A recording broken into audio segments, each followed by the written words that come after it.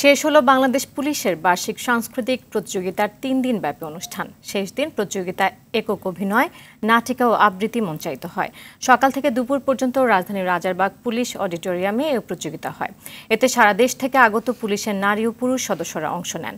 আয়োজক সংগঠক Bangladesh police theatre and ক্লাবের সম্পাদক ও ডিএমপির উপ পুলিশ কমিশনার সালমা সৈয়দ পলি প্রতিযোগিতার বিস্তারিত তুলে ধরে বলেন, এমন প্রয়াস অব্যাহত থাকবে। ৩ দিন ব্যাপী অনুষ্ঠানে মিডিয়া পার্টনার আরটিভি মে মাসের দ্বিতীয় সপ্তাহে বিজয়ীদের সম্মাননা জানানো হবে।